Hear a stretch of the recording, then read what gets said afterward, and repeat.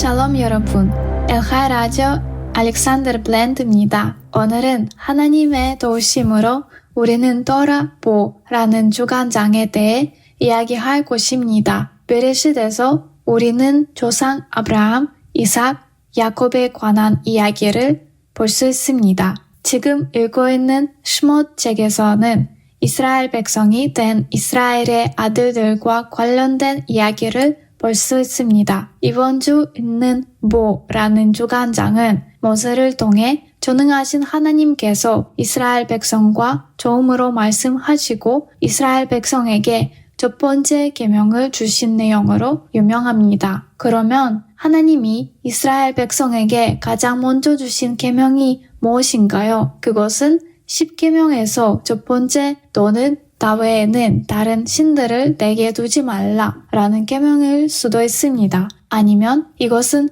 할례와 안식일, 하나님과의 관계의 다른 측면에 관한 계명일 수 있습니다. 또한 그것은 사람과 사람 사이의 관계를 나타내는 계명일 수 있습니다. 도둑질하지 마라, 간음하지 마라, 살인하지 마라와 같은 계명일 수도 있습니다. 그러나 이것은 완전히 다른 계명입니다. 하나님께서 이스라엘 자손에게 주신 첫 번째 계명은 다음과 같습니다. 이 달은 너희에게 달의 시작 곧 해의 첫 달이 되게 하고. 이런 계명이 왜 필요합니까? 달력 현상으로 돌아를 시작해야 하는 이유는 무엇입니까? 첫 번째 달이 몇 월인지가 정말 중요합니까? 니산월의 봄 아니면 여름의 엘룰. 이 계명을 통해서 하나님께서 모세에게 새해로 시작되는 달을 보여주셨습니다. 달이라는 단어는 히브리어로 호데시입니다. 하다시와 같은 단어에서 유래하는데 새로운 이라는 뜻을 가지고 있습니다.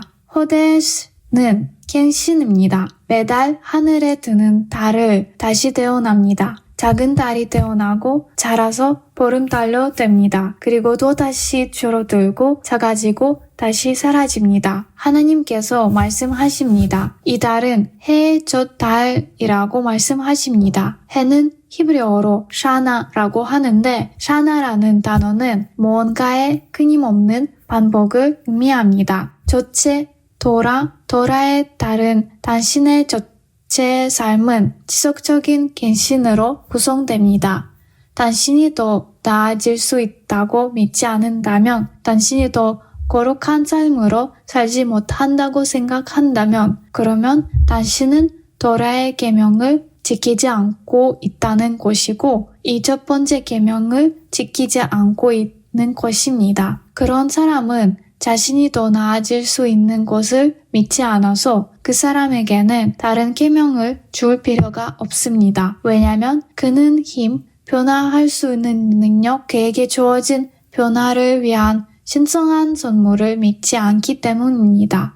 그러므로 주어진 첫 번째 계명은 당신은 변화할 수 있고 새롭게 될 수 있고 더 나아질 수 있고 하나님에게 다가갈 수 있습니다. 라는 뜻을 내포하고 있다고 볼 수 있습니다.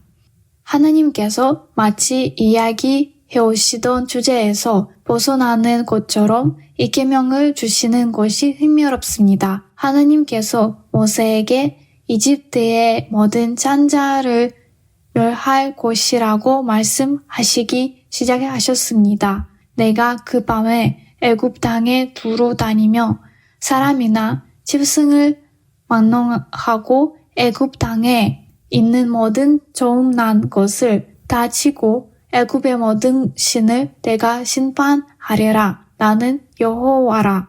바로의 잔자만이 고난을 받을 것이 아니라 종은 잔자도 고난을 받을 것이요. 이 말씀을 보면 종의 잔자도 죽게 될 것은 불공평이라고 생각할 수도 있습니다. 사람들은 누군가에게 문제가 발생하는 것을 볼 때 하나님께서 그 사람을 처벌하신다고 생각하는 경우를 많이 볼 수 있습니다. 우리의 하나님께서 그 사람을 처벌하셨어요. 그의 불행은 우리 하나님의 승리입니다.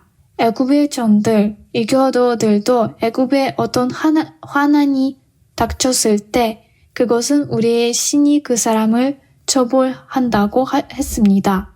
따라서 이런 신을 하나님이 심판하시는 것입니다. 그래서 바로뿐만 아니라 전도 처벌을 받을 것입니다. 왜냐하면 그녀도 그녀의 이겨 신의 승리를 기뻐했기 때문입니다. 어떻게 해야 이 심판에서 구원받을 수 있습니까? 답은 이스라엘의 하나님의 권위를 인정하는 것입니다. 그러므로 전능하신 하나님은 내가 먼저 너희에게 변화의 기회를 주었다고 말씀하십니다. 하나님이 인간이 고통받기를 바라지 않고 변화하기를 원하십니다. 나는 거룩함이 자라가는 사람들의 하나님입니다. 이 달은 너희에게 달의 시작, 곧 해의 첫 달이라는 것을 믿으라. 이 갱신은 여러분을 위한 끝이 없는 갱신의 시작입니다.